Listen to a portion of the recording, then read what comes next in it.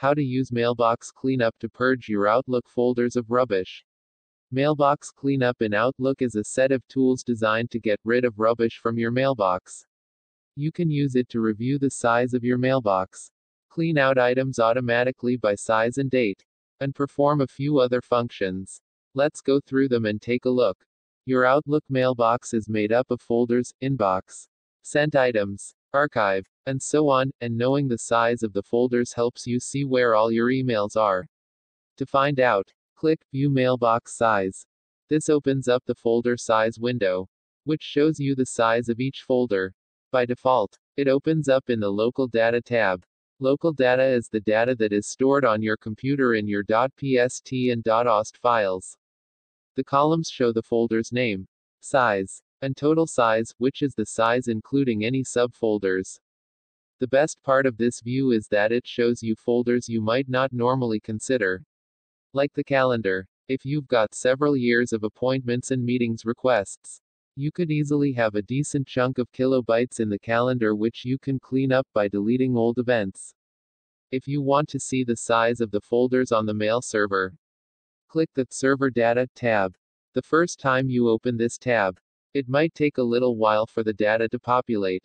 This is because Outlook is contacting the Exchange server, asking for the data on your files, which is calculated on the fly, and then downloading and displaying the results.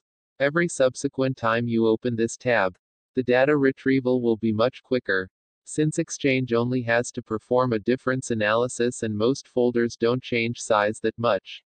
Once the tab is loaded, you'll see the folder sizes on the Exchange server.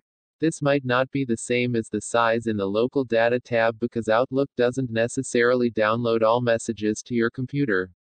For example, on my Local Data tab the total size of the archive folder is 116,805 KB. But on the Server Data tab, the total size is 363,399 KB, a difference of 246,594 KB, 265 MB. That's a lot of mail not visible in the local data. What's going on? By default, Outlook only keeps a certain amount of mail on your local client to make sure your email doesn't take up too much space. On computers with a hard disk bigger than 64 GB, which is most of them nowadays, Outlook will only keep emails from the last year on your computer.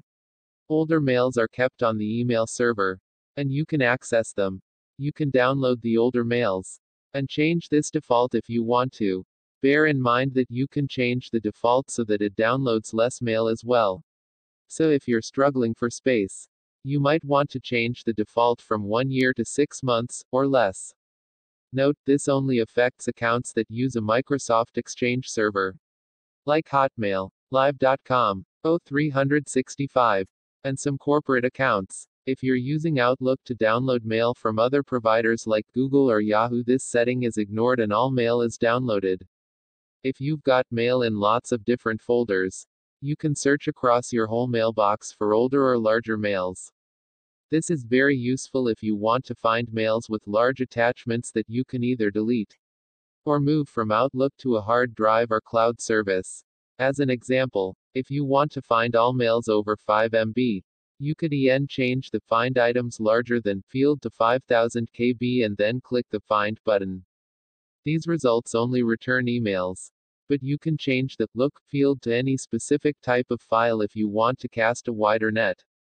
From the search results, you can open each of the emails and delete them or remove the attachments. Don't forget to save the attachments before deleting or removing them if you need to save them. You can set auto-archive parameters for every individual folder in Outlook, something we've covered before as part of a wider look at keeping Outlook running smoothly. If you've set up auto-archive rules, you can kick them off in the Mailbox Cleanup by clicking the Auto-Archive button. This process swings through all of the folders in Outlook and applies any auto-archive rules you've set up. If you haven't set any up, then you might be worried about hitting this button by accident. But don't worry, the default auto-archive rule is to do nothing. If you like to soft delete your mail by moving them to the deleted items folder and you rarely empty it, this option is for you.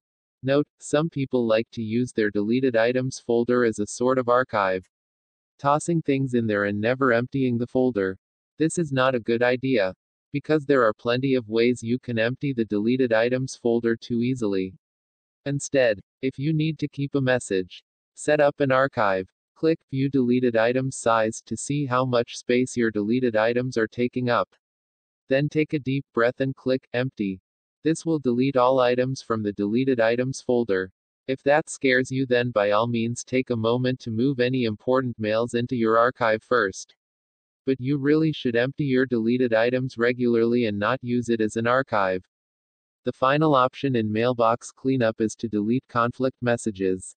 These are emails that Outlook thinks conflict with an existing email because they have the same header information. Normally, this is because of temporary syncing issues with the Exchange server. And you should be able to delete these emails without a problem.